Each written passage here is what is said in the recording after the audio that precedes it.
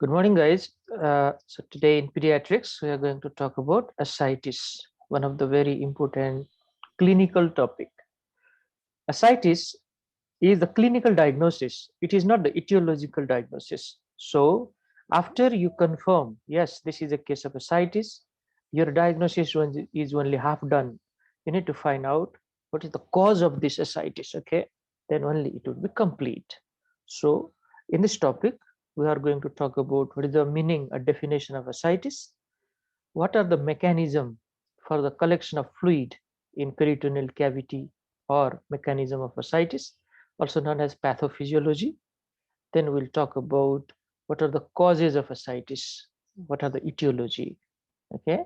Then how to diagnose a case of ascites, what are the clinical examination you do, what history you take, and how you confirm it, what are the investigation, and then finally some of the complications of ascites. So this is a very very important topic, and even internal medicine side we have covered here. So it would be useful for both pediatrics as well as adult medicine. Now, regarding the meaning or definition of ascites, it's a pathological collection of fluid within the peritoneal cavity. Every student know that there is a slight amount of fluid already present there, but when the fluid is more or when it is pathologically collected, we call it ascites. In the Greek word, okay, ascites means ascites or ascos, meaning bag, bladder, or belly. It looks like that, and it has a collection of fluid, isn't it? So probably, the term is purchased from there. Now, how the fluid is collected in peritoneal cavity, or how ascites, occurs. What is the pathophysiology? In the last class, before the class ended, we talk a little bit about this. Now, see here, the first mechanism or pathophysiological state is increased hydrostatic pressure. Hydrostatic pressure is maintained by the column of blood which is flowing in the capillary. Okay, we are talking about the capillary level now.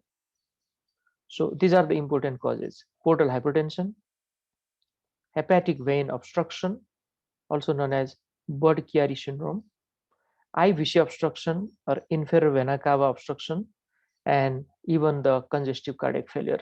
Because in congestive heart failure or cardiac failure, there is congestion everywhere. So it is a quite an easy type of a concept. Now, all of these leads to congestion of the blood, and that will lead to increased hydrostatic pressure, which will push the fluid outside the capillary, leading to edema formation. Second important pathophysiological mechanism is decreased oncotic pressure. Now, oncotic pressure is maintained by albumin and the plasma protein, especially albumin. And we all know albumin is synthesized by liver. So, in any case of end-stage liver disease like cirrhosis of the liver, there is poor protein synthesis, which can lead to ascites and edema. Nephrotic syndrome. Now, this is a condition of kidney where protein is massively excreted outside. There is heavy proteinuria, and after heavy proteinuria, there is hypoalbuminemia. Okay, so student know about this also. Hypoalbuminemia leads to decreased oncotic pressure and then ascites and edema. Malnutrition. Now there is protein deficiency because of malnutrition, especially kwashiorkor, and protein losing enteropathy. Now there are certain GI disorders from where protein can be lost. I can list malabsorption here. Okay. Now, what is the role of oncotic pressure? Why, if oncotic pressure is low, then there is a high chance of edema or ascites? Why? Sir, may I, sir? Mhm. Yes, Sir, yes. basically, sir, like oncotic pressure, like sir, it is the pressure that albumin exert on the vessel. Like sir, it keeps the like sir, it keeps the fluid inside the vessel basically. So sir, when this pressure is like sir decrease, so sir, the fluid is lost from the vessel to the outside, sir. So sir, it's causing causes that type of interstitial edema. So that's why oncotic pressure is quite important, sir. Exactly. He's absolutely right. Now, these are called Starling forces. Okay, now see there, we have studied this in physiology. Starling's forces. Now these Starling's forces are hydrostatic pressure and oncotic pressure. These hydrostatic pressure and oncotic pressures are present inside the capillary and even in interstitial space. Inside the capillary or interstitial space. Now, hydrostatic pressure is the most important among all type of Starling forces because it is the powerful one. It pushes fluid outside the capillary. And oncotic pressure is maintained by albumin. So what is the mechanism here? Hydrostatic pressure is pushing the fluid outside the capillary wall, and oncotic pressure is trying to hold the fluid inside the capillary wall. So when hydrostatic pressure is more towards the arterial end of the capillary, fluid is pushed outside in the interstitial space. But oncotic pressure is same, whether it is arterial side or venous side of the capillary. So when it reaches a little bit, distal or beyond, then the fluid is again drawn back inside by oncotic pressure. Some amount of fluid remains in the interstitial space, and that is called lymph. This is called lymph. Okay, and it is collected by lymphatic system or lymphatic channel, and ultimately all that lymph will again flow back into the venous circulation. So this is the mechanism there. Let's move on.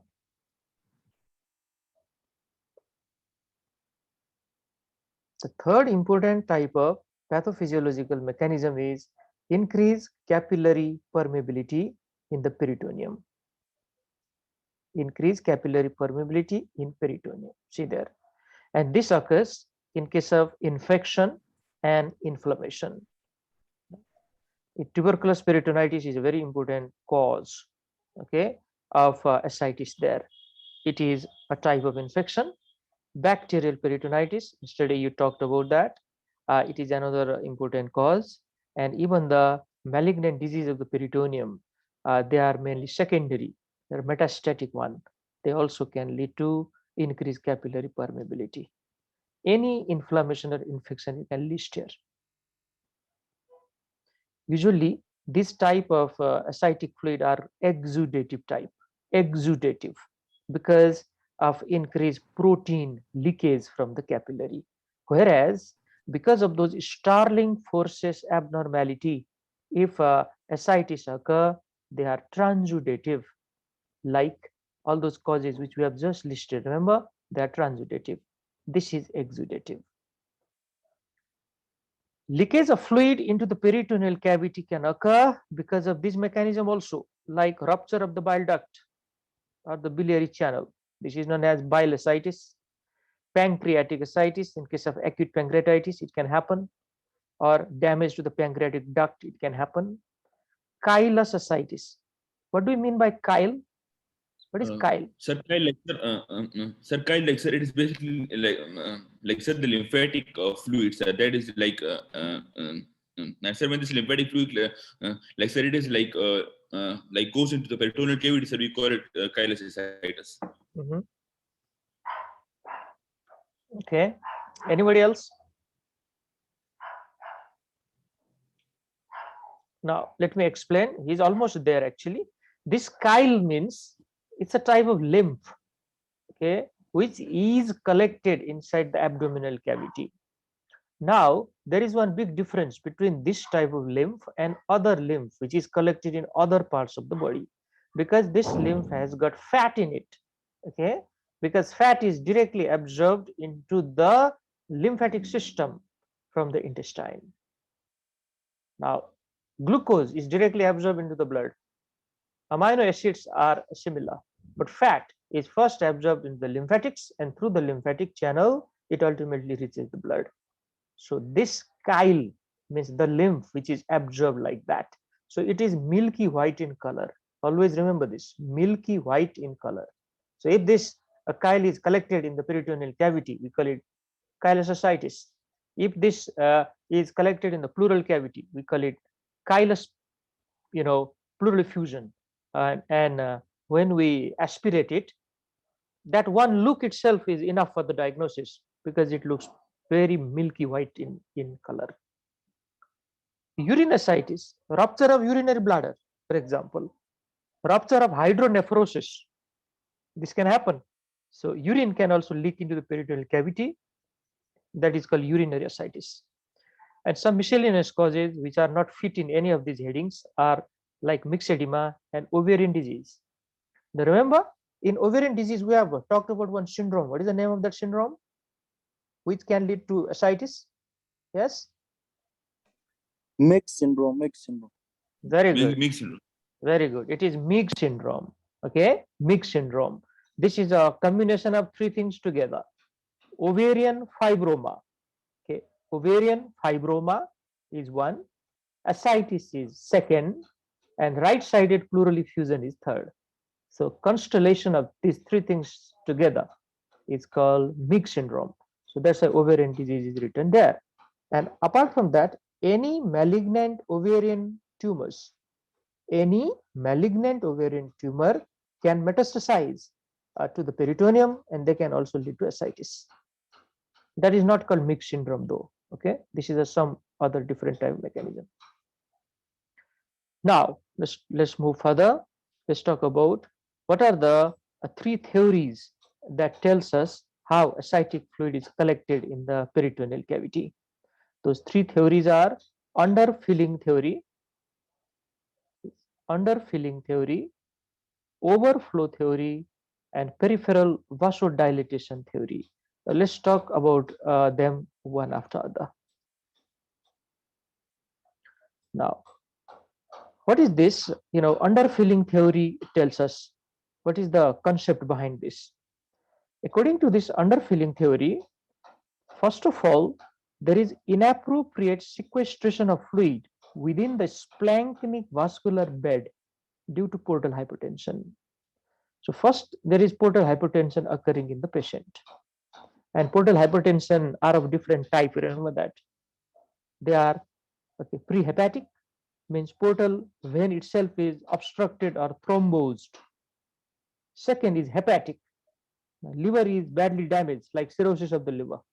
And third, after the liver or beyond the liver, means between the liver and the right side of the heart, there something wrong has happened, means some obstruction has happened there, like hepatic vein obstruction or Budd-Chiari syndrome.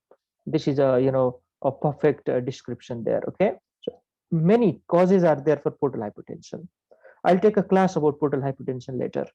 Now, this is the thing which occurs first. Now, after that, there is increase in hydrostatic pressure in the capillaries which are present in the peritoneum.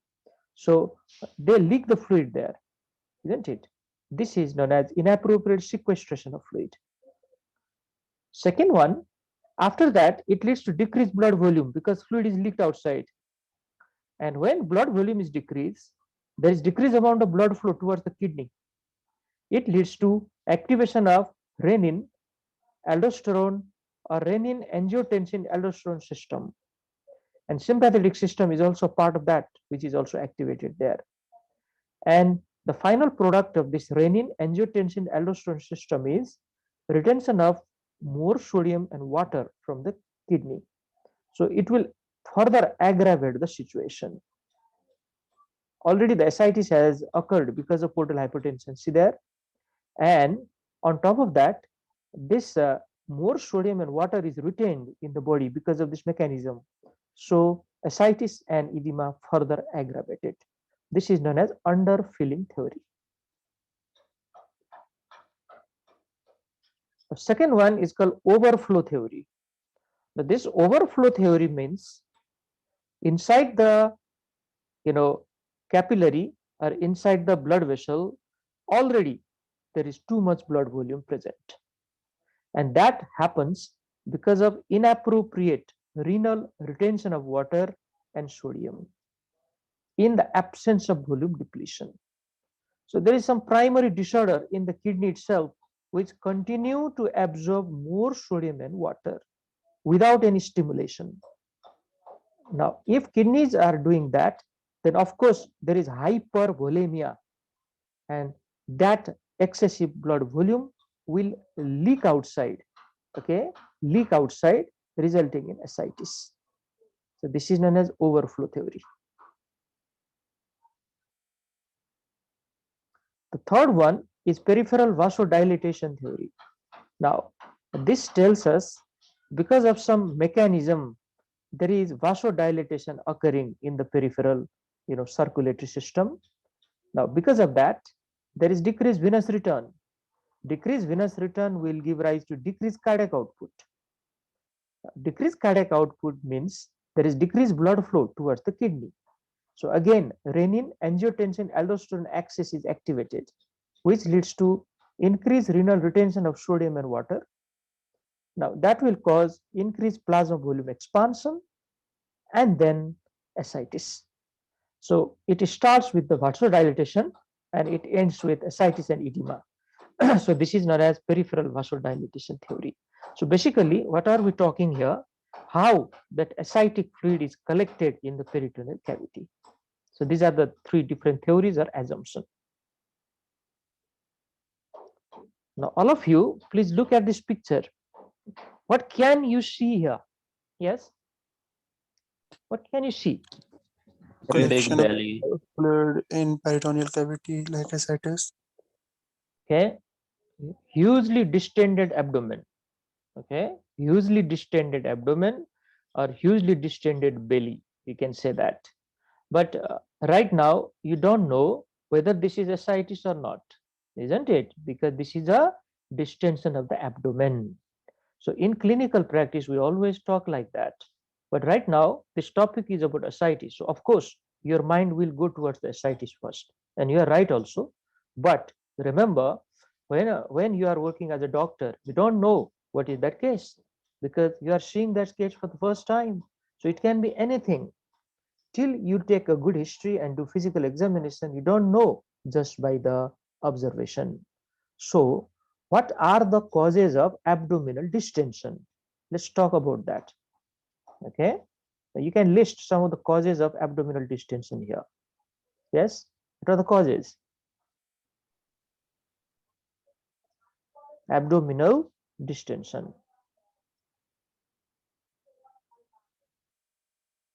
Yes, what are the causes?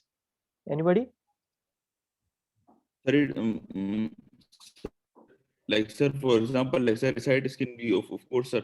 Like sir, we have like sir, intra-abdominal sort of bleeding, sir. Sir, we like sir, we got like the syndrome, like sir, irritable bowel syndrome sort of cases, sir, we've got, Mhm. and sir, pregnancy, of course, like we have abdominal distension. There are a few Maybe cases like that some come. of perforation. Yes, yes, very good. So this is the way you have to think. Okay, I'm just uh, asking this question so that how do you think if this type of cases come to you? So think about ascites as the first one. Yes, ascites definitely the most common cause of abdominal distension. Think about any tumor inside. Who knows? There may be a huge tumor which is growing there. Okay, let's talk about the overall. Let's combine adult and children together here. It may be a case of ovarian tumor. It may be a case of other tumor, like tumor arising from the kidney. This may be a case of lymphoma. So tumor are the second one. Okay, then uh, this may be a obesity. Obesity can also lead to abdominal distension. I'm talking about a general thing here.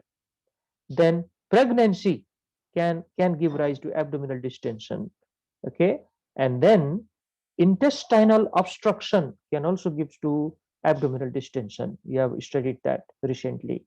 And then, okay, constipation can also give rise to abdominal distension. So there are multiple factors which are related to abdominal distension, but the most common one in the clinical practice is ascites, that is fluid collection in the peritoneal cavity. Okay, always approach it like that. Now see here, what you see. Look at the this patient, very malnourished. See, I can count the rib cage. I can see the rib cage from outside. Look how thin are the limbs. Okay, only skin and bones are visible. And this thigh, see this, it is also swollen or edematous. I can see it edematous actually. The legs are also edematous. So this child is chronically malnourished with a huge distension of the abdomen. So this much information I got from the picture. And I can give a lot of differential diagnosis for this distension, which we have just listed. Let's move on.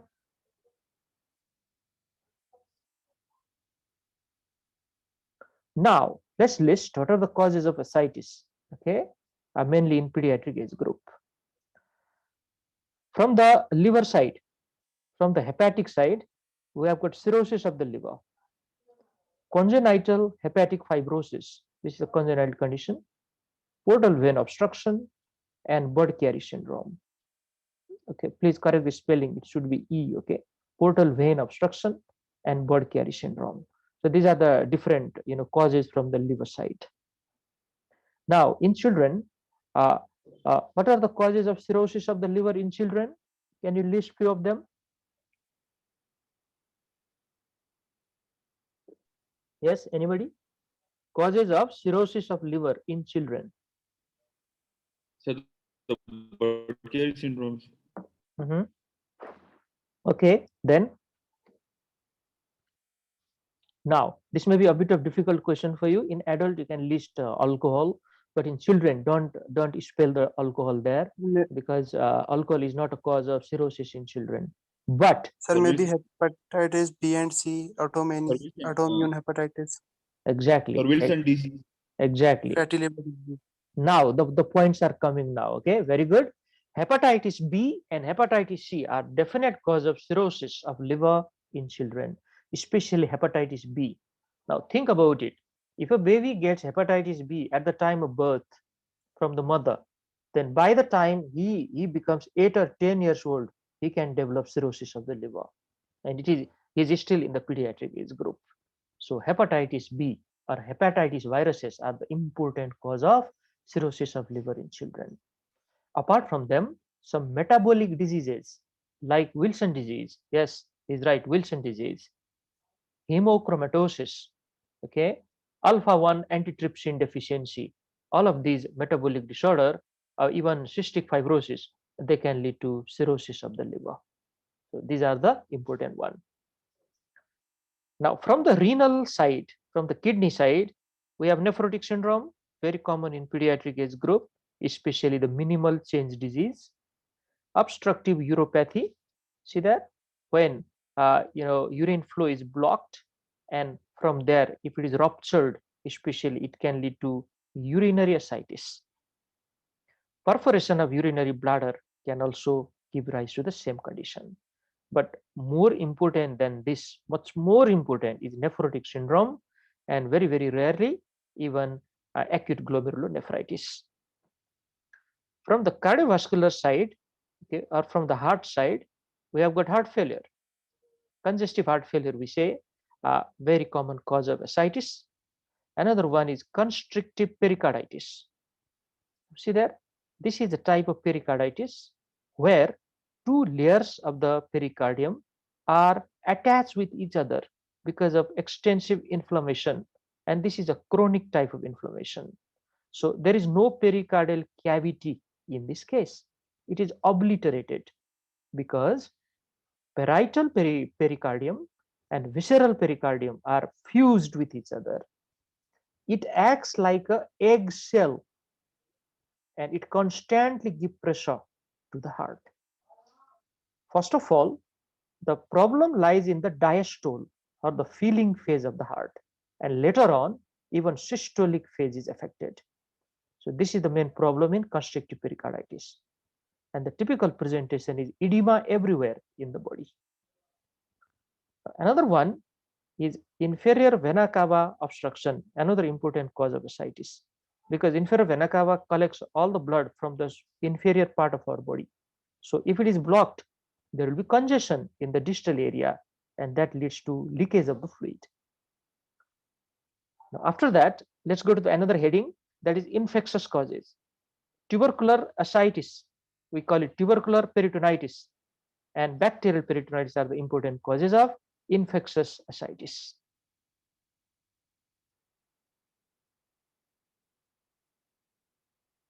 Now, from the gastrointestinal tract, we have perforation. Okay, some of the students were mentioning this term, and they're absolutely correct. Perforation.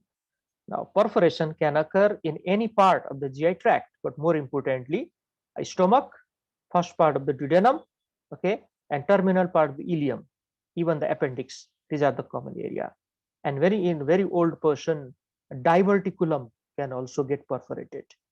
So perforation can lead to leakage of the content of the GI tract into the peritoneal cavity, and that can, lead to ascites because of the inflammation. Neoplasm, okay, neoplasm, look there, a lymphoma or neuroblastoma, especially because of metastasis to the peritoneum, they can lead to ascites. In case of adult, we can add a lot of malignancy here. Any type of GI malignancy you can write. From the pancreatic side, we have pancreatitis, especially acute pancreatitis can easily lead to ascites because of the leakage of that, pancreatic juice into the peritoneal cavity.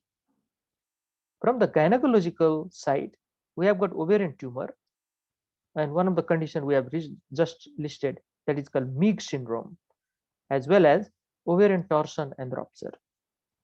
Okay, rupture. Remember pseudomyxoma peritonei. Pseudomyxoma peritonei, very common in mucinous type of tumors. Some miscellaneous causes can lead to ascites are SLE, connective tissue disorders. Any other type of connective tissue disorder can also lead to ascites. Ventriculoperitoneal shunt. Now, what is this? Anyone? What is this shunt? Between which two structures? Sir, may I? Yeah. Release Sir, pressure on the brain. between the brain and the GI system, sir, basically, I said the excessive CSF fluid, sir, it is drained directly into the abdominal system, sir. So that's what the ventriculoperitoneal shunt is kept there. Exactly. Both of you are right. This ventricle means it's a part of our brain. This is the ventricle of the brain. So in case of hydrocephalus, okay, then there's excessive collection of CSF there. We call it hydrocephalus. So it is one of the treatment for that. So the surgeon put a shunt or a tube between ventricles of the brain, especially lateral ventricle and peritoneal cavity, so that the fluid, the CSF from there continue to drain into the peritoneal cavity. But after that, there is a slight chance of ascites, very, very slight chance, because if it is a minimal type of fluid, it will be easily absorbed there.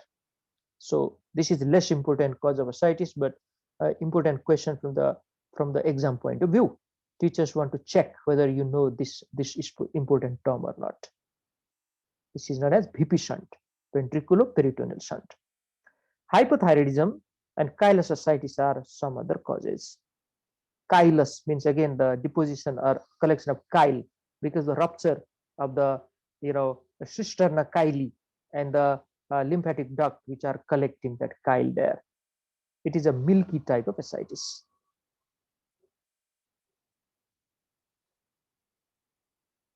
Let's move on. Now, after listing, so many causes of ascites, now let's talk about what are the clinical features ascites will lead. What are the symptoms first? Symptoms means a patient complains this to the doctor. Okay, when we ask, what's the main problem? Why you come to me? Then patient may tell any one of them. There may be progressive swelling of the abdomen with gain in weight. See there, progressive distension or swelling of the abdomen with gain in weight. Very, very important feature of ascites.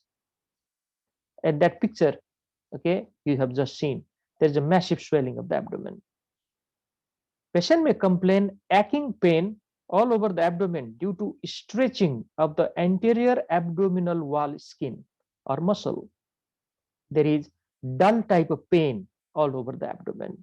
This is not a very serious type of pain, a dull type of pain.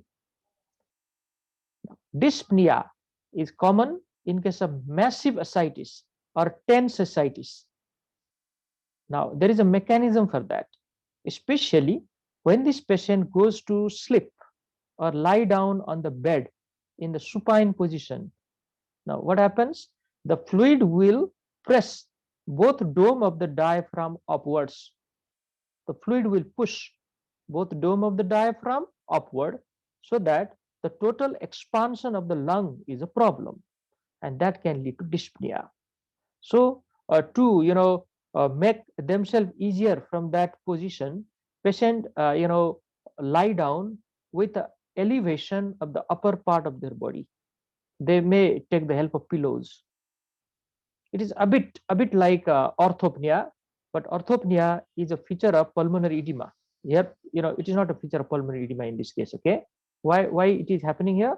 Because of the pushing up of both dome of the diaphragm, the expanse of the lung is a problem. Swelling of lower limbs, very important feature.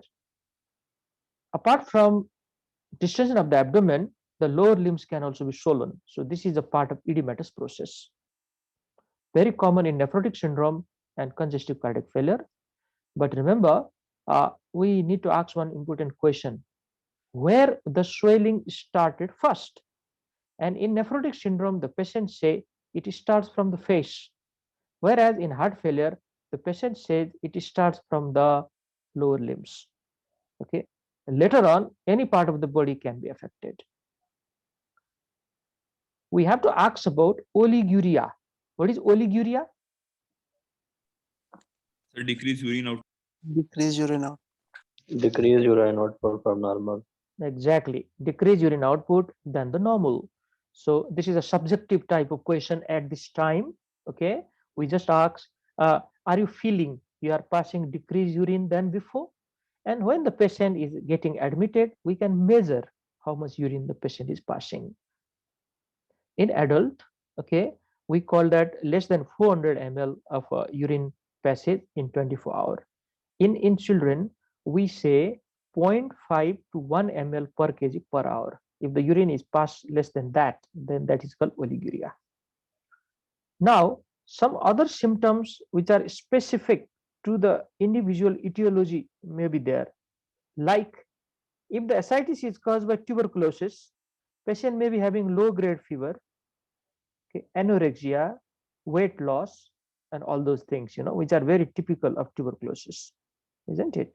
If this is because of perforation, for example, there is severe pain in the abdomen, okay, all the features of peritonitis would be there. Yesterday we talked about that. So it depends on the specific etiology. Now, what are some of the important history we should ask to the patient? Now, this is a very important clinical discussion, okay? Please pay attention. Ask about the onset, whether it is acute or chronic. Acute means sudden type of onset over a short duration. Chronic means it is taking a bit of time. Ask about the history of fever and pain abdomen. History of fever means there is an infection. Pain abdomen can occur in so many different causes.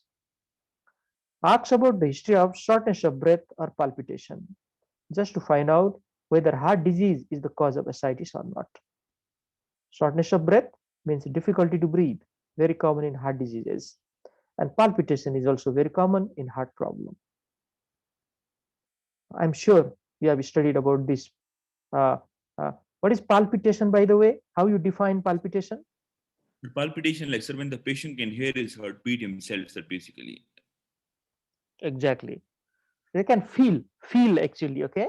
They can feel their own heartbeat. That is called palpitation. And palpitation is a very important feature of heart problem, especially cardiomegaly and arrhythmia. Remember these 2 points for palpitation. Cardiomegaly and arrhythmia can result in feeling of one's own heartbeat, that is palpitation. Ask about history of jaundice, because liver disease are the important cause of ascites.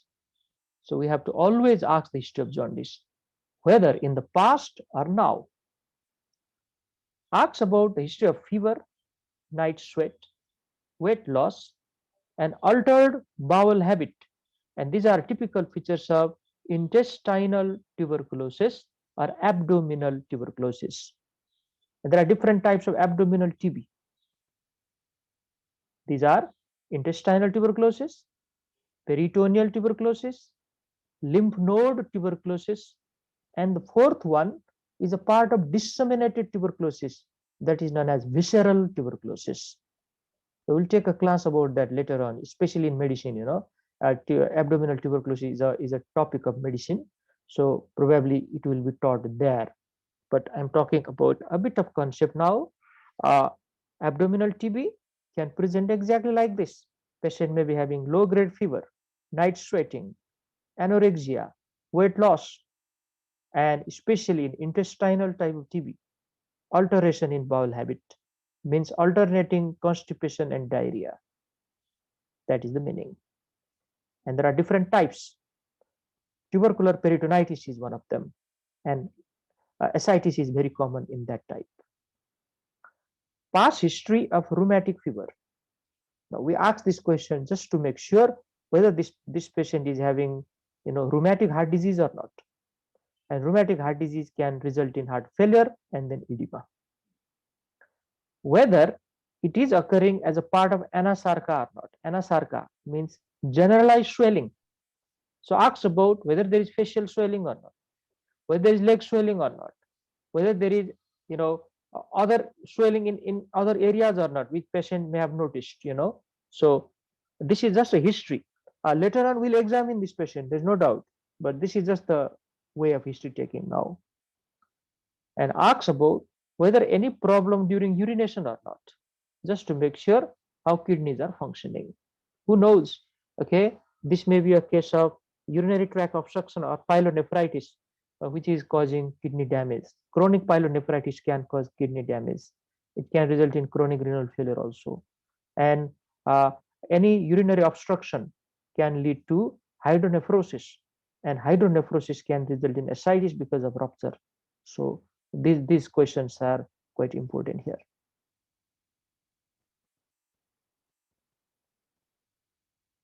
Now, after taking history, it's the time for examination. Now, see there, we it starts with general physical examination and vital sign.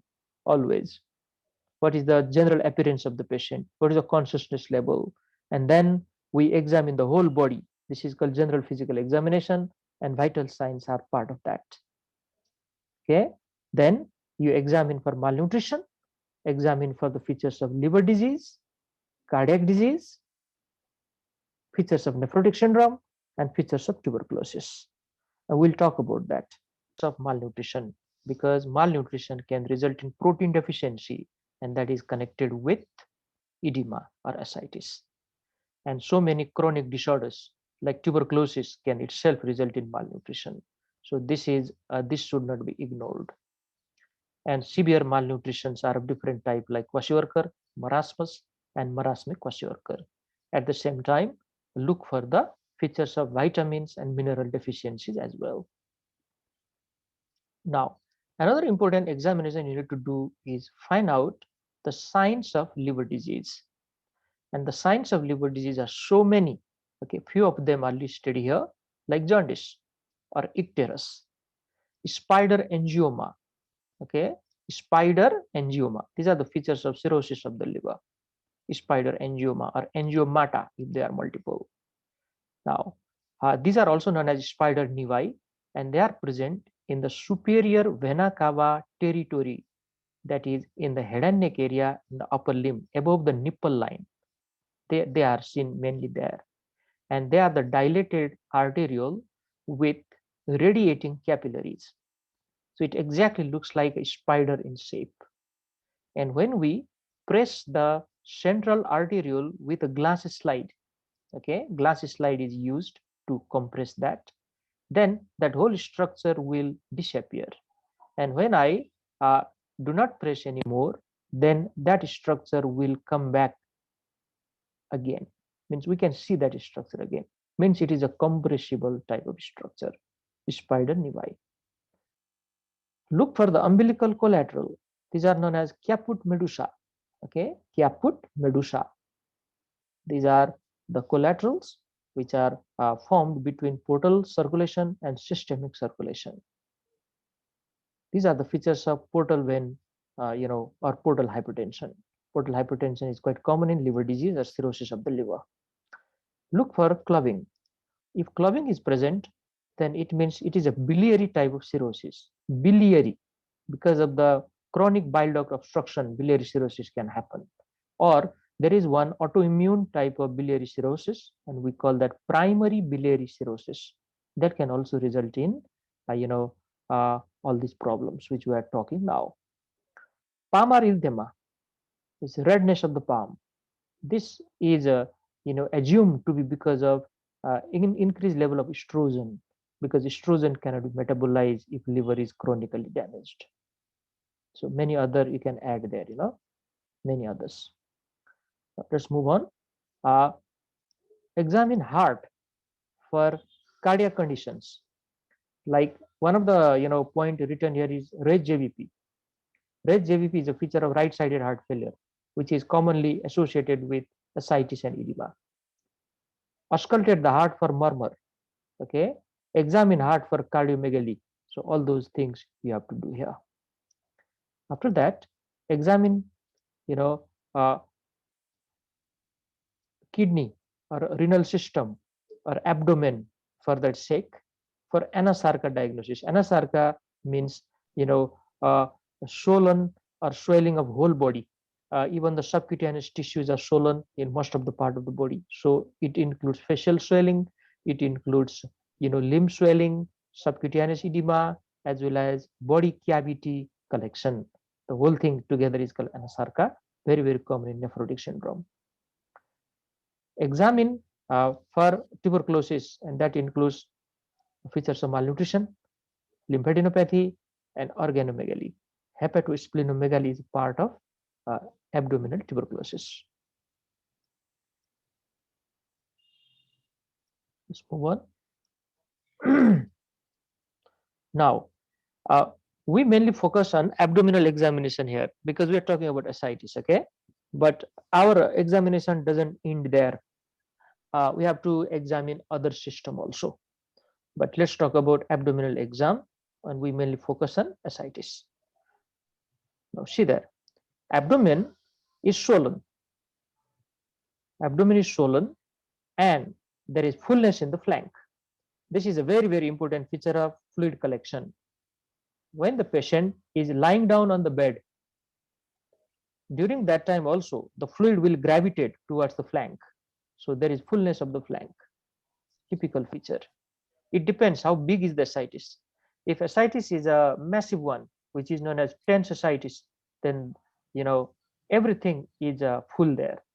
But in case of minimal to moderate type of ascites, fullness of the flank is very typical. In case of chronic type of ascites, okay, there is divarication of recti. Now the meaning of this is, remember rectus abdominis muscle, it is present right at the midline, on both sides of the midline actually. So when there is an excessive increase in intra-abdominal pressure for a long time, then those two, rectus abdominis muscle may separate right in the middle at the place of linea alba. And when I examine that patient, I can feel that separation between the two rectus abdominis muscle. This is known as divarication of recti. Divarication of recti. It is seen in chronic type of ascites. There may be prominent veins on the abdomen. Now, the different examples of this prominent vein in the abdomen are caput medusa, which you just talked, and then on the side or on the flank, if veins are enlarged, it is a feature of inferior vena cava obstruction, because these collaterals, they will dilate, and these are the prominent collaterals actually.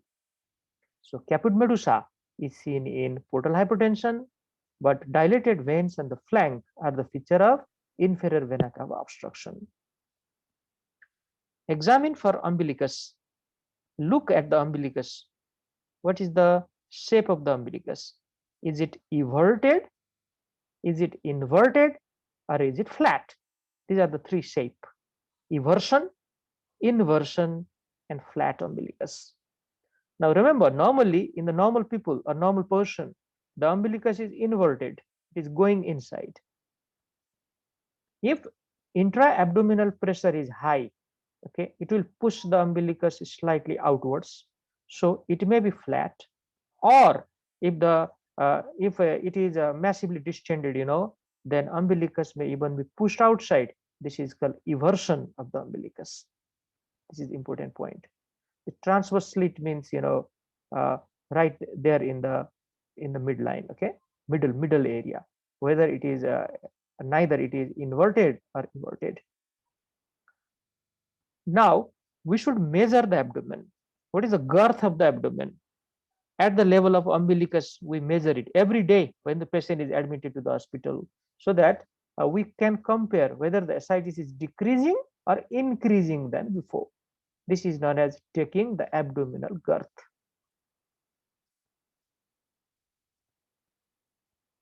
Now, these are the classical signs of ascites, and these are very commonly asked in the exam. One is fullness or bulging flank. Always important, especially in minimal or moderate type of ascites.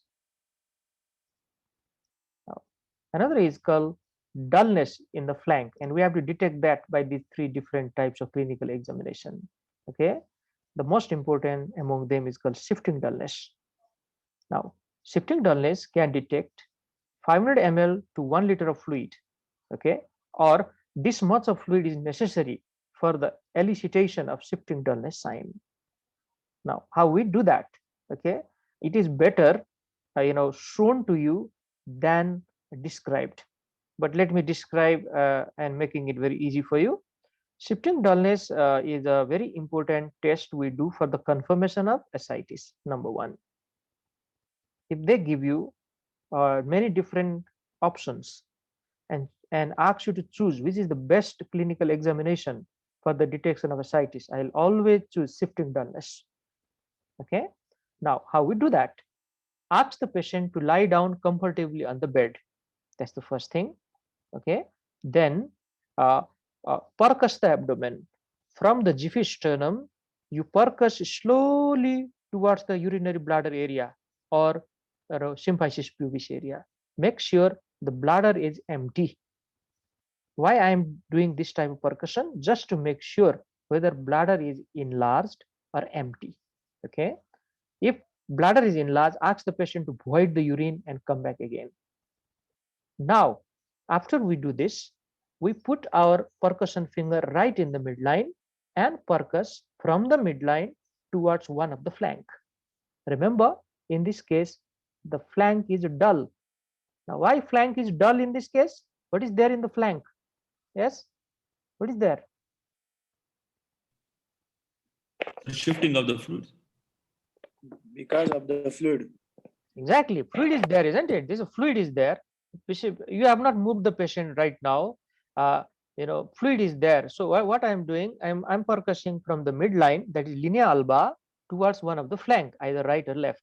Okay, so when I go towards the right flank, for example, I will feel dullness there because fluid is collected there. Now after that, I will ask the patient to turn on the other side or roll on the other side. So whatever fluid is collected in that flank will gravitate to the other side now. So that dullness will convert into, okay, tympanic note. The dullness will convert into tympanic note. Means now there is no more fluid. Fluid is already gravitated to the other side, and it is covered by the loop of the bowel. And loop of the bowel are a bit tympanitic in nature.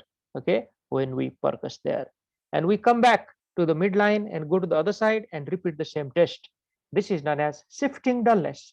So the principle of this is just to make sure that the fluid is there and this fluid is moving when we do the test. Okay, shifting dullness test. Another is called fluid thrill test. Now, this fluid thrill test is done when there is a large amount of fluid collection in the peritoneal cavity, usually 2 liter or more. And this is a feature of tense ascites. Means there is no space left for the shifting dullness test to occur. Sometimes peritoneal cavity is having too much fluid, and there is no place for the movement of the fluid. Then I cannot do shifting dullness test at this time. I need to go for fluid thrill test. And this is very easy to do. Okay, ask the patient to put his or her hand right in the linea alba and press downwards, because both of your hands will be occupied there. You cannot use your hand to compress. Ask patient hand or any assistant, any person who is there to assist you during this examination, like any nurse, any junior doctor, or anyone. Okay, ask them to compress in the midline a bit downwards. Then with one of your hand, you flick the abdomen from one flank, and with another hand, you feel the vibration in the other flank. So because of the flicking, the fluid will produce some wave-like feeling, and that wave-like feeling or vibration is felt by other hand. This is known as fluid thrill test. This is done in tense ascites. Okay, let me write here. It is known as tense ascites. Means there is no place for the fluid to move. Now the third one is called puddle sign. This puddle sign is generally done when there is minimal type of ascites. Around 300 to 400 ml of fluid is necessary to detect the puddle sign. And this is very interesting type of examination. We ask the patient to attain the position by four limbs. Okay, means with the help of elbow and with the help of knee. Okay, they should attain the position. It's a knee elbow position also, we can say.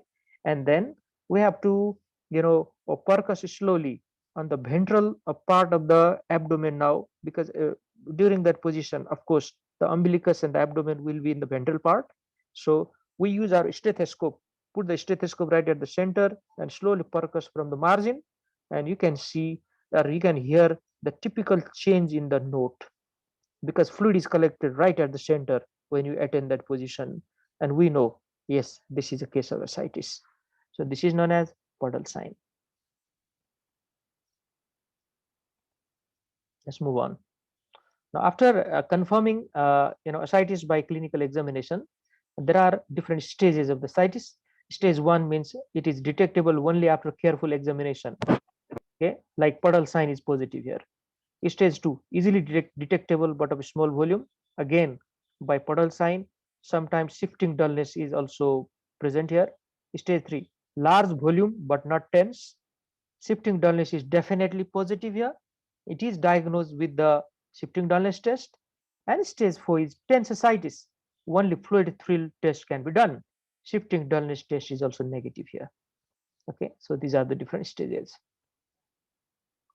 Now, what are the investigation I like to order in a case of ascites? I'll start with a basic or routine test like a blood examination.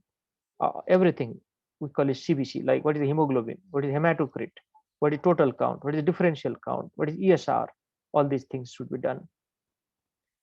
Urine examination is a very important part of ascites investigation because of kidney involvement. Kidney are an important cause of ascites and edema.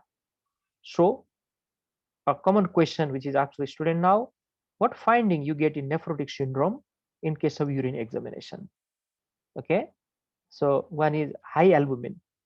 Every student know high albumin. This is known as massive proteinuria. Another one, there may be lipiduria. Lipid is excreted in the urine, and we can detect that lipid in the urine by microscopic examination. Lipiduria is a feature of nephrotic syndrome. Examine stool for occult blood for abdominal malignancy and cirrhosis of the liver. Now, why in cirrhosis of the liver there is GI hemorrhage or GI bleeding? What is the reason? Anyone? Sir, basically, sir, there is portal hypertension. And sir, portal hypertension is sir, associated with condition like sir, hemorrhoids, sir, esophageal varices, and cavity reducer. Sir, basically cause the bleeding. Okay, good. Good. That is a good answer he has given. So cirrhosis of the liver, remember, is the end stage liver disease. That end stage liver disease is commonly associated with portal hypertension. This is known as hepatic type of portal hypertension. In portal hypertension, there is high chance of formation of varices, like esophageal varices and the rectal varices. These are rectal varices are also known as hemorrhoid. Esophageal varices can rupture. Those rectal varices can rupture and they can bleed. That is one of the good explanation. Another one, the clotting factors which are synthesized by liver cannot be synthesized in case of cirrhosis. So without those clotting factors, there is a high chance of hemorrhage anywhere, also in the GI tract. So that reason also can be given here. Abdominal malignancy can also result in blood in the stool, and occult means we cannot see that blood by our naked eye, so it can be detected by different type of lab test. Serum cholesterol is another investigation we can go for, which is increase in nephrotic syndrome, and it is diminished in cirrhosis of the liver because cholesterol is synthesized by liver. That's why it is diminished in cirrhosis, whereas it is increased in nephrotic syndrome as a result of compensatory mechanism, because liver will manufacture more of lipoprotein in case of nephrotic syndrome. Plasma proteins are always a part of investigation because oncotic pressure mechanism is associated with ascites. So we need to make sure how much albumin is there in the system. Okay, so there is low albumin in nephrotic syndrome, every student know already, as well as cirrhosis of the liver. If protein is getting lost in the GI tract, then also there will be hypoproteinemia, like in case of protein losing enteropathy. Liver function test. Okay, liver function test is an important part of the investigation. There's no doubt about it because of the chance of liver disease. So what are the parts of liver function test? What do you mean by liver function test? Can you name them? What are the parts? Yes. Sir, we've AST, got the enzyme like ALT, the AST, the GT, sir, sir, we've got the bilirubin, the total and the bilirubin, sir, we've got, and apart. Very good, very good. I already got the answer from you. Excellent, because we have been talking like this, in different topics also. Total serum bilirubin and the direct component, okay, is the first one. Then we go for the liver enzyme, SGOT and SGPT along with ALP. These are the most important one. SGOT, okay, SGPT and ALP, also known as ALT, AST and ALP. These are called liver enzyme.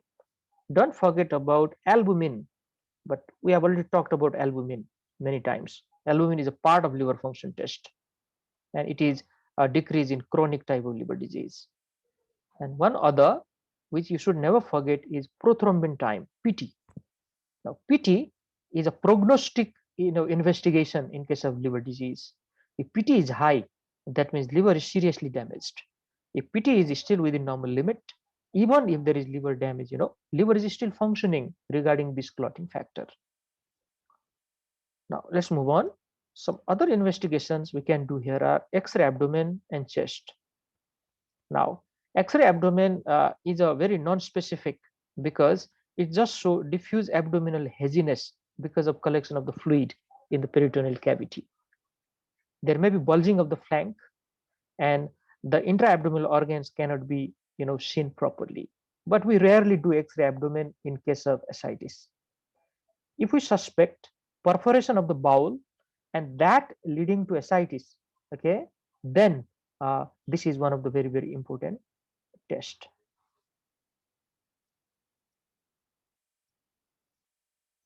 Now, some other findings we can get here in case of X-ray are elevation of the diaphragm with or without pleural effusion, which is visible in massive ascites, because massive ascites will push the both dome of the diaphragm upward. And I told in prior or previous class that there is a connection between right-sided pleural cavity and the peritoneal cavity.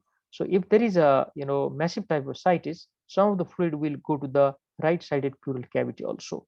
So it is not uncommon to see pleural effusion along with ascites.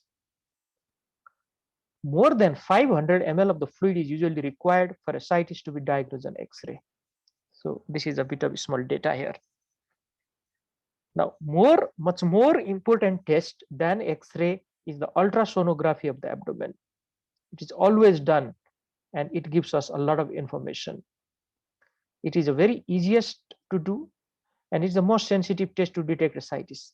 Even very small volume of the fluid can be detected, like as small as 5 to 10 ml.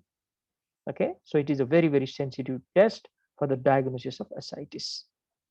And sometimes what we need to draw that fluid, to send it for the culture or other examination, and that can also be held by ultrasound. It is known as ultrasound guided aspiration. CT scan of the abdomen is another important investigation we can go for, especially some complicated type of causes like malignancy or neoplasia. Usually you go for CT scan just to make sure how big is the tumor, whether there are metastases occurring or not, what are the status of other organs. A lot of information is provided by CT scan. Another is the examination of ascitic fluid. This is known as ascitic tap. Okay, ascitic tap or paracentesis. Paracentesis is the specific term for this.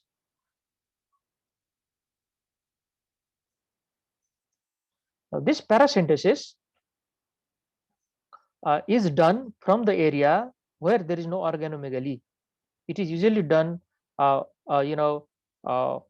bit near to the umbilical area, means a bit on the right side, when the patient is lying supine on the bed comfortably. And before you do that, make sure the liver is not enlarged, because sometimes we may puncture the liver with the needle if we do not do this particular type of test. Make sure liver is not very big. Then avoid the liver when you do this type of paracentesis. After you remove the fluid, you look the color of the fluid. What is the color? That's the first thing. Then send about 5 to 10 ml of the fluid to the lab for the analysis. We'll talk about that. Another investigation we can go for is liver biopsy or needle biopsy of the peritoneum. It depends which disease are you suspecting. If a diagnosis is in doubt, then only we go for this invasive type of investigation. Now, there is one drawback of the liver biopsy in chronic liver disease or cirrhosis of the liver. What is that drawback? Yes? Chances Sir, of bleeding, sir. sir, basically, sir, Because of sir, deficiency. the Chances majority of clotting factor, sir, basically, sir, the majority clotting factor are made in the liver, and sir, like it's and like sir, it is sort of an invasive sort of a technique. So, sir, due to the absence of the clotting factor, and like sir, vitamin K, sir, there can be bleeding. Exactly. Okay. Very good. I have already got the answer from different students. Excellent. Liver is not synthesizing clotting factor in chronic liver disease like cirrhosis of the liver. So there is a high chance of bleeding, ongoing bleeding. So make sure the clotting factors are within normal limit. Then only go for this invasive type of test. So they are not done until and unless they're absolutely necessary. Biopsy of palpable lymph node can be done, especially if you suspect tuberculosis or malignancy, because they may really help. Okay, once again, okay, you should make sure that this is not a case of bleeding or clotting disorder before you go for invasive type of investigation. Now, one important part of this lecture here is ascitic fluid examination. Now, what information we get from ascitic fluid examination, and are also known as ascitic fluid analysis. So first, I already talked about is the color of the ascitic fluid. Color, very important one. A lot of question can be asked only from the color of the ascitic fluid here. In tubercular abdomen or tubercular peritonitis, the color is called straw colored. Okay, straw color. So let me write that for you here. This is color of the ascitic fluid. So straw color. This is seen in tuberculosis. Now, if it is milky white, which condition you suspect? If it is milky white, yes? Paralysis, sir. Is paralysis. Paralysis like this. Exactly, chylous ascites. Excellent. It may be a case of chylous ascites if it is milky white. If it is red, okay, red means blood is there. What do you suspect?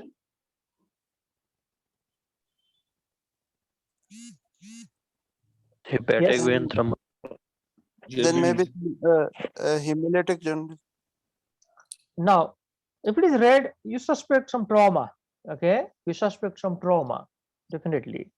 For example, sometimes there is rupture of the aneurysm. There is trauma. Okay, all of those may be responsible. But this blood is not a completely blood only. It is a mixed type of blood. Some of the fluid is mixed with the blood, and to make sure whether it is a pure blood or mixed type of blood, we can go for hematocrit. We can compare the hematocrit of that fluid with hematocrit of the blood. If the hematocrit matches, then it is a pure blood. If it is diluted, then it is diluted with some other fluid. Now this is a small practical information for you. Okay, if it is a pus, if the ascitic fluid is frank pus, then what does that mean? Yes, what does that mean? Infection, sir. Infection. In infection or abscess. Then it may be a Exact, sub-infectious sepsis. exactly. It is a case of bacterial infection like acute peritonitis. It may be a rupture of the abscess there. So this type of questions may be asked to you. Okay, I'm just telling you that here. Now, after that, we'll go to the cell count. So what is the total count there, and what are the differential count? Now see here, normal ascitic fluid contain fewer than 500 cells per microliter and fewer than 250 ppm per microliter. Ppm means neutrophil in normal ascitic fluid. A count of more than 250 cells per microliter is highly suggestive of bacterial peritonitis. So more than 250 neutrophils. Okay, so you have to specific here, it is neutrophil, or more than 500 WBC is suggestive of bacterial peritonitis. So let me repeat again, more than 500 WBC and more than 250 neutrophils, if they are present in the ascitic fluid, it is strongly suggestive of bacterial peritonitis. In tuberculous peritonitis and peritoneal carcinomatosis, means metastatic type, a predominance of lymphocyte usually occur. So lymphocytic predominance is seen in that case. Quite easy to understand. Now, regarding the total proteins in case of ascitic fluid, so you all know, if the protein level is more than 3 gram per deciliter, we call that exudate. And if it is less than 3 gram per deciliter, we call it transudate. Inflammation and infection results in exudative type of ascites, and sometimes even carcinoma, which are metastasized there, leads to capillary permeability and can lead to exudative type of ascites. Whereas if increased hydrostatic pressure is the cause of ascites, or decreased oncotic pressure is the cause of ascites, they are always transudative in nature. Never forget this. Nowadays, okay, another criteria is used for the definition of exudate or transudate, and that is ascitic protein to serum protein ratio. Okay, and it should be more than 0.5 to be exudative. So what we do, we analyze protein in the ascitic fluid. The report is in your hand. You also order what is the total serum protein level. Now you take a ratio, and if that ratio is more than 0.5, then it is exudate, which is present in the peritoneal cavity. Another is called SAG. Okay, serum, okay, ascites albumin gradient. Okay, serum ascites albumin gradient. So if the gradient is less than 1.1, then again it's an exudate. Okay, if it is more than 1.1, it is transudate. Now let me elaborate a little bit about this. Probably you are confused here. So what we do again, we analyze what is the total albumin level in the serum first. What is the total albumin level in the ascitic fluid? We'll analyze. We already done that actually here. So just subtract it. Okay, gradient means subtract it. So if that value is less than 1.1, what does that mean? There is more amount of albumin present in the ascitic fluid. Okay, that means it is exudate. Whereas if this value is more than 1.1, that means less amount of protein or albumin is present in the ascitic fluid. So it has a high chance of becoming transudate. So this is known as SAAG, a SAG value, which is very, very commonly used these days to define whether that ascitic fluid is exudative or transudative. Another important test you can do is culture and gram stain. Whatever fluid we get, we always send it for culture, especially if you suspect peritonitis. So culture sensitivity is 92%, in the detection of, see there,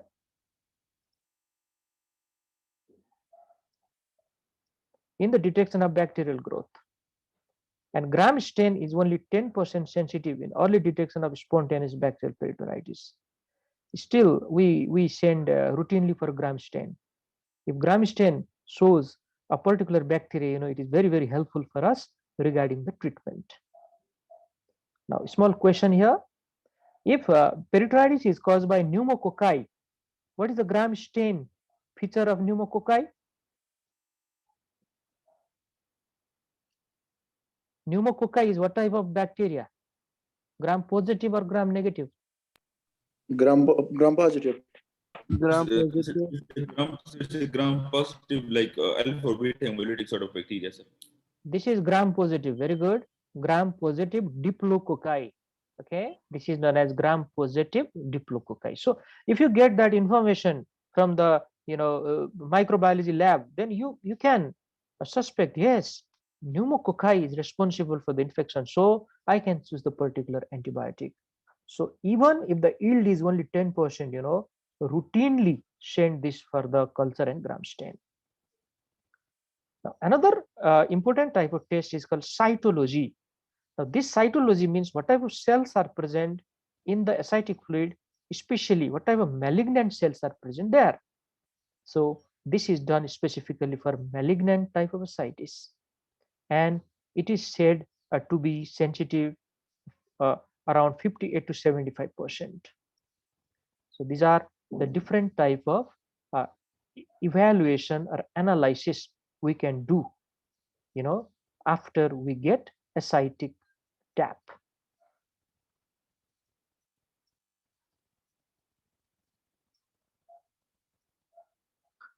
Now, how to do that? Okay, and what are the some other points regarding parasynthesis? Parasynthesis is ascitic tap. You already know that. So parasynthesis is done to determine the cause of ascites. It can be diagnostic or it can be therapeutic. Diagnostic means what is the cause of ascites? We draw the fluid and send to the lab. This is diagnostic one. Therapeutic means if there is a massive amount of fluid collection, so we remove some of that fluid to make the patient feels easier. Patient can breathe easily if we do that. So this is known as therapeutic. Now, it is performed when it is refractory to the medical therapy. Now, refractory means, it is not, medical therapy is not working in that patient. Even if you change the medicine, even if you increase the dose of the medicine, the patient is not properly responding to it. During that time, we have certain options left, and one of that is parasynthesis regularly. To detect spontaneous bacterial peritonitis, SBP, okay, in patient with ascites, especially when they develop fever or abdominal pain, we have to go for a parasynthesis. This is a part of diagnostic parasynthesis. The removal of 5 liter or more fluid is considered large volume parasynthesis. Now look at the definition here. uh, 5 liters or more means large amount of fluid already. So So this is known as large volume paracentesis, and it is not good thing to do all the time in the patient, because if I take all the fluid what is present there, or more than 5 liters of the fluid, then sudden change in pressure occurs in the abdominal cavity. The constant pressure provided by the ascitic fluid is gone now, okay, and this leads to hemodynamic instability, and that can result in a lot of problem in the cardiovascular system function. So even if we take a lot of fluid, we have to replace that fluid which we have removed by giving normal saline. Let's move on.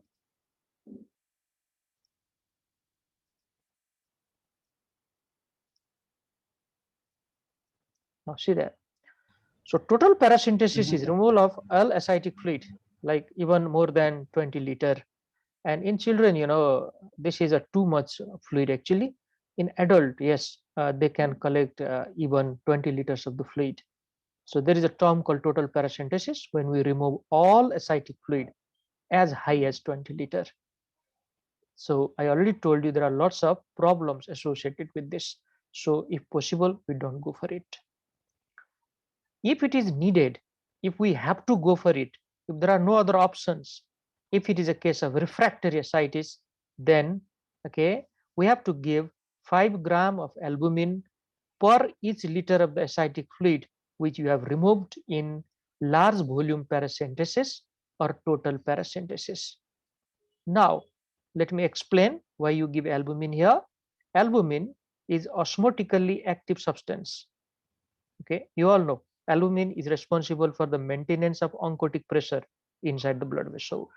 So this albumin can draw the fluid inside the blood vessel, and it will help to maintain euvolemic status. Euvolemia means normal volume, because it can draw the fluid inside the blood vessel.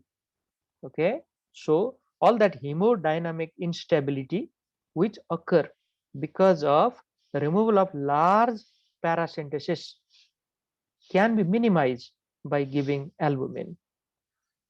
Along with the volume disturbance, even electrolyte imbalance can be minimized by giving albumin. It is all associated with the volume itself. Now, some of the complications, okay, of this abdominal paracentesis would be sudden cardiorespiratory distress or shock. This is called hemodynamic instability. Introduction of infection, if you put the needle without cleaning that area, or if you put the unsterilized needle. Precipitation of hepatic coma. Hepatic coma means hepatic encephalopathy. Okay, again because of relative hypovolemic condition, and protein depletion and electrolyte imbalance if you remove large amount of fluid.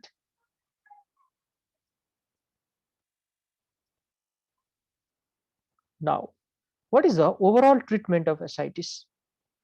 Let me tell you again, ascites is a condition. It is not the final diagnosis.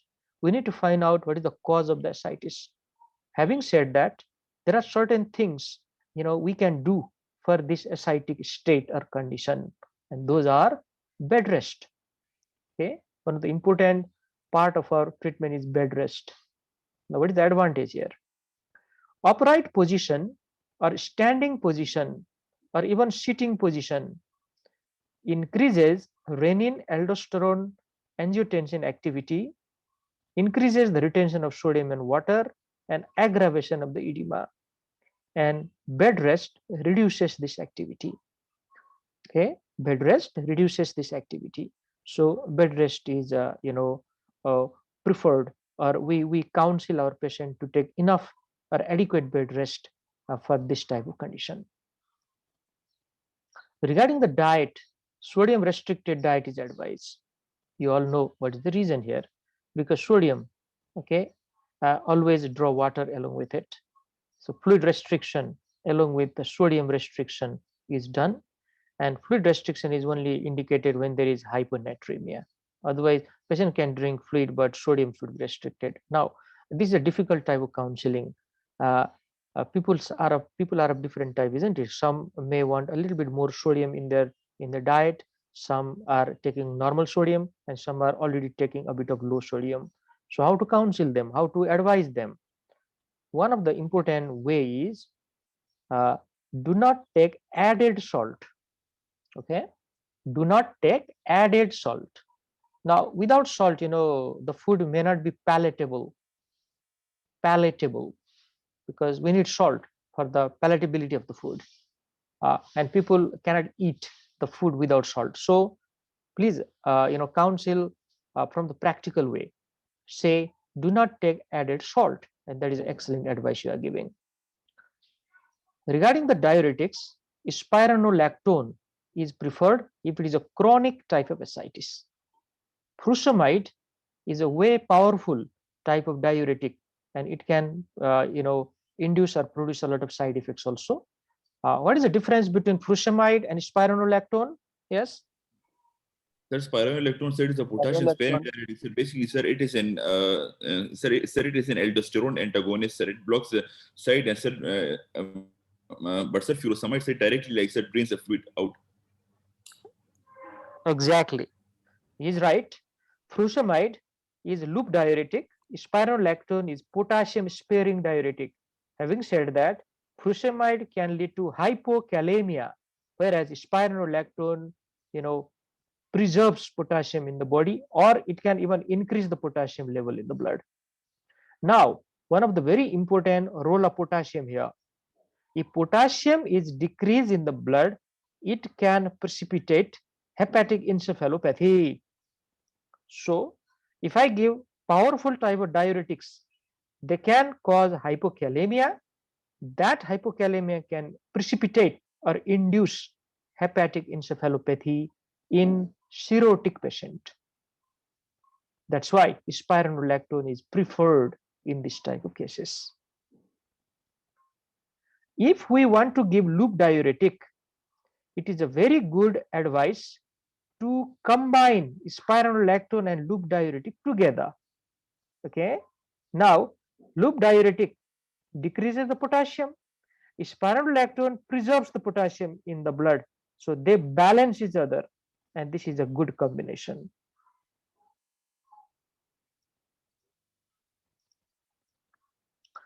Now, some other types of treatment are abdominal paracentesis in case of refractory ascites and to relieve the symptom in tense ascites. We already talked about, this may be necessary in case of chronic type of ascites where you have tried all the medical management, but the medical management fails. And if the patient is very dyspneic, to relieve the symptoms of dyspnea in tense ascites, we can remove certain amount of fluid. But this is purely symptomatic type of treatment. Another way is the peritoneovenous shunt. So it directs fluid from the peritoneal cavity to the systemic circulation. Shunt is the connection, So we create certain connection between the peritoneal cavity and the venous system.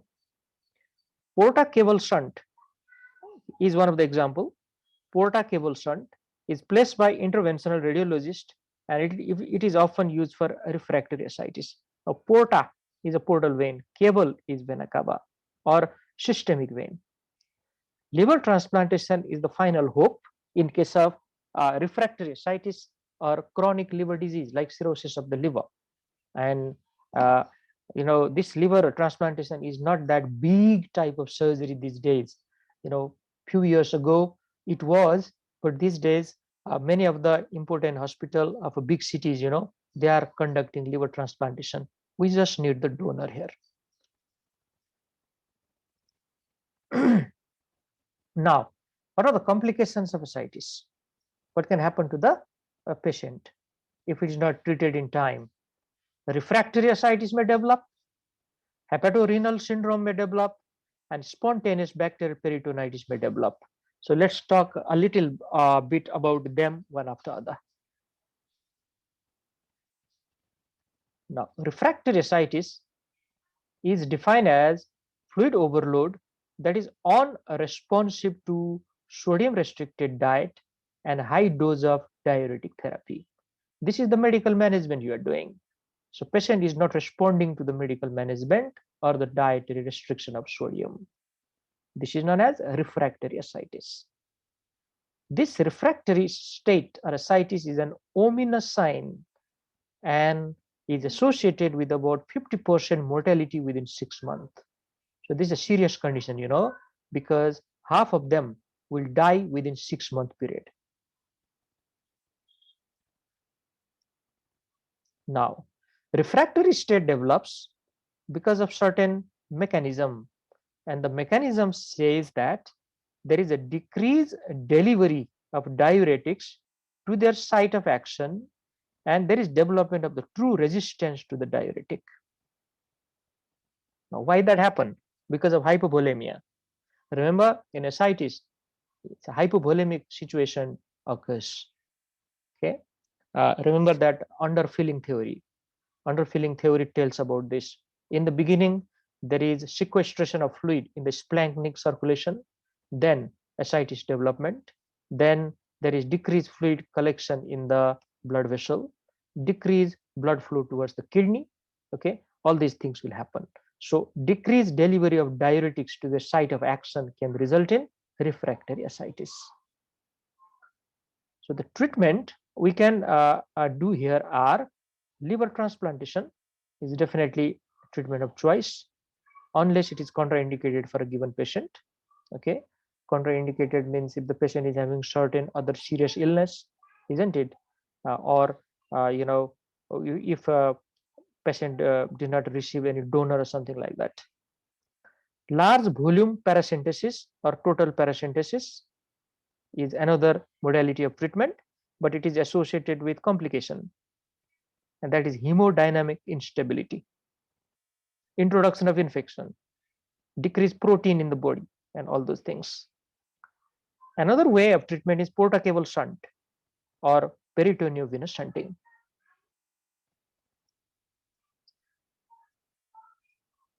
Now, after doing this, another important type of complication is hepatorenal syndrome. So hepato is the term for liver, renal is the term for kidney. So you already understood here, kidneys are suffering because of liver problem. That is known as hepatorenal syndrome. So it is characterized by development of functional renal insufficiency in patients with severe liver failure, ascites or both.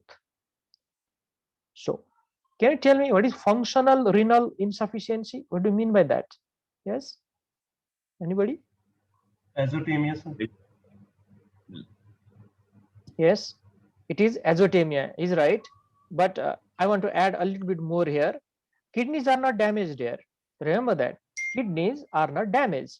Only the function of kidneys are going downwards because they are not getting enough fluid. This is known as functional renal insufficiency. Okay, so it is not like acute tubular necrosis, not that type of condition. It is actually normal kidney, but they are not getting enough fluid. There are two forms, rapidly progressive and slowly progressive form of hepatorenal syndrome. Now see there, so some important facts about it. Hepatorenal syndrome is associated with profound systemic arteriolar vasodilation, which is manifested by low mean blood pressure and hyperdynamic circulation. So you already got the point here. Because of this vasodilation, the blood pressure is low. So there is decreased blood flow to the kidney. Kidneys are not getting enough fluid. And as a result of that, okay, it looks like kidneys have failed. So this is the problem here. So this is known as functional renal failure. The mesenteric arteriolar bed is a major site of such vasodilation. It is telling us about underfilling theory here. There is imbalance between blood volume and vascular capacity. Vascular capacity is increased, but blood volume is relatively decreased. As a result of that, there is decreased effective circulatory volume. So decreased blood flow towards the kidney. Kidney will try to conserve or retain more sodium and water. Okay, so this is like a compensatory mechanism. Kidneys will always try to do that. But if the causation or the pathophysiology is far more serious than the compensatory mechanism, then the physiology cannot come back to the normal. This is how disease occurs. There is severe renal arterial vasospasm, okay, inside the kidney, and because of this there is decreased GFR and azotemia. So ultimately you are right, the two things occur, oliguria and azotemia. Decreased GFR results in oliguria, decreased urine formation, and azotemia means increase in blood urea nitrogen and serum creatinine.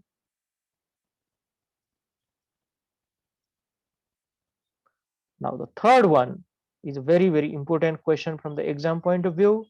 This is spontaneous bacterial peritonitis. Now the term itself suggests us spontaneous means there should not be any predisposing factor for peritonitis to occur, and those predisposing factor means there should not be any GI perforation, should not be any GI infection, and should not be any penetrating or perforating wound from outside as well. That should be absent. On top of that, patient is having ascites, and this ascitic fluid is infected without those causes, then it is known as spontaneous bacterial peritonitis. Now see here. Infection of ascitic fluid without evidence of an abdominal source is known as SBP, and the common organisms which are involved here are E. coli, Streptococcus pneumoniae or pneumococci, Klebsiella, or Haemophilus influenza, or any other gram negatives can also be involved here. Now, regarding the clinical feature, this is infection. Okay, this is infection.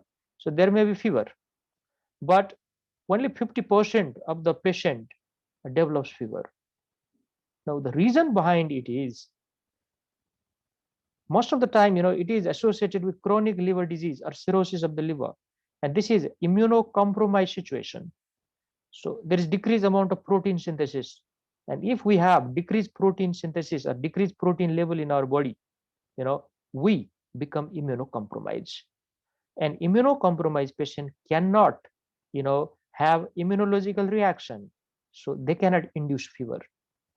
So this is the reason, only half of the people who develop SBP can develop fever.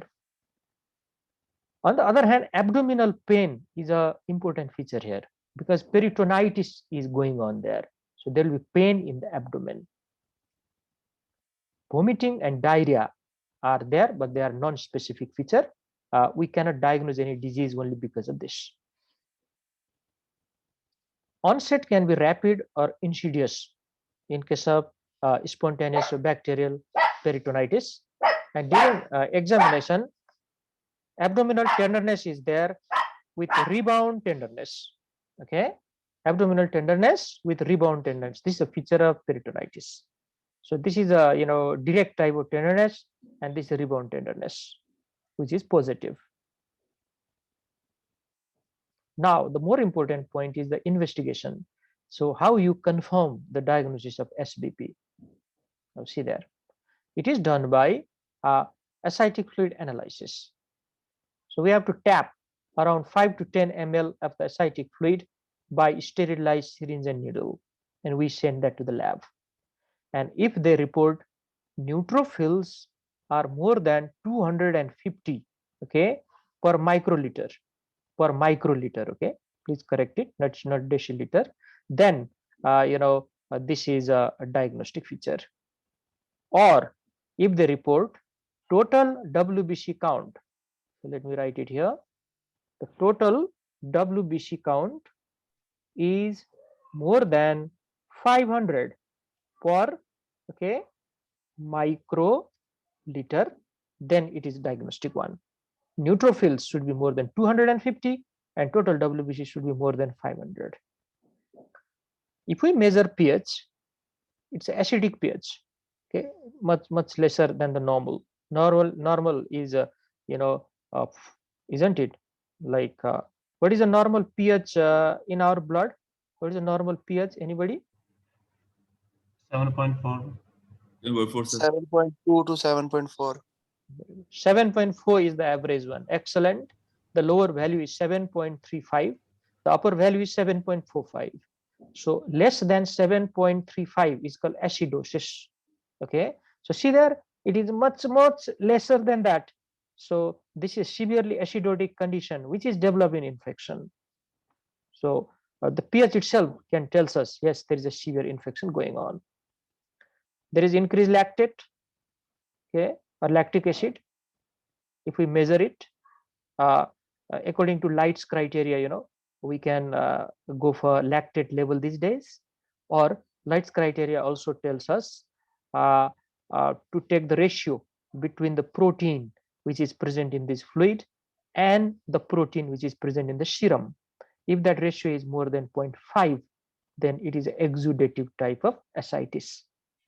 Okay, but no need to do that, because we are talking about the investigation of spontaneous bacterial peritonitis at the moment. Peritonitis, already we know this is a case of infection. But whenever a patient comes to you for the first time, and you don't know any history, you have just tried to diagnose the case, always go systematically. During that time, we want you to answer like that. All those ratios, what is exudate, what is transudate. Exudate is present in which situation, transudate is present in which condition. We want our student to remember those. Don't forget to send gram stain and culture, because this is a case of infection. We always want to do this, always. And if gram stain gives you the important result, it is very easy for the treatment purpose. And culture is necessary these days. Who knows the antibiotic which you are going to use is resistant or not, and that is told by culture. Now, regarding the treatment of spontaneous bacterial peritonitis, we have to give third generation cephalosporin like cefotaxime or ceftriaxone with one, aminoglycoside like amikacin or gentamicin. Make sure kidney functions are normal, but they are not very much dearranged before giving aminoglycoside. What is the side effect of aminoglycoside in the kidney? Nephrotoxicity, sir. Mucus mostly Nephrotoxicity. cause. Exactly. Nephrotoxicity is Sir, all. Yes. excuse me, sir. Yes. Sir, in peritonitis, we already know there is respiratory compromise because there is anterior abdominal wall not properly moved, and sir lead to the hypoxia and metabolic acidosis. And sir, if we give aminoglycoside for 10 to 14 days, sir, the main side effect and the complication of aminoglycoside is a neuromuscular blockage, which lead to the respiratory compromise. Sir, how can we handle this? Very good question. Very good. Okay. Now, this is a very good concept you have from the theoretical part. But now let's implement that theoretical knowledge into the practical. Now, this exactly what you have to learn when you become a doctor. Now, see here. So what we do in the clinical practice is we start with these two antibiotics. Okay. We do certain investigation before we start this antibiotic, like renal function test. We make sure kidneys are functioning well. There is a blood urea nitrogen and serum creatinine are within normal limit. Then only we use aminoglycoside type of drugs, and we do these tests time and often, and we examine this patient also. These are serious patients. They are in the ward. They are admitted in the hospital. So if you feel any type of this side effect are there in the patient, you stop this medicine right now. Okay, you stop the medicine right now, and you look after certain alternative drugs. This is the practical way of treatment I'm talking here. But having said that, all type of ascites will not give a respiratory compromise. Only massive or tense ascites are producing that, and all the patients are not having tense or massive ascites, isn't it? Some are having mild or even moderate one. So that is not a real problem in the practical scenario. Okay, but that is a very good question he has asked. So 10 to 14 days is the time taken because large surface area is affected here. This is a case of peritonitis. This is a huge surface area. So preferably a larger, or longer duration of the treatment is necessary. But let me tell you once again, in between, we have to see the side effects of this drug. And if the side effects are seen, you change the drug.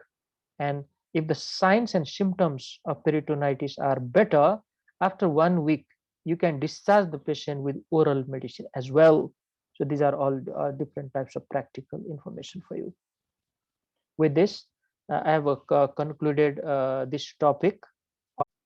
Okay, so at the end, I like to request you all to like the video as much as possible, share it among your friends, and subscribe to the channel so that it will encourage me a lot for the future videos and recordings. Thank you so much.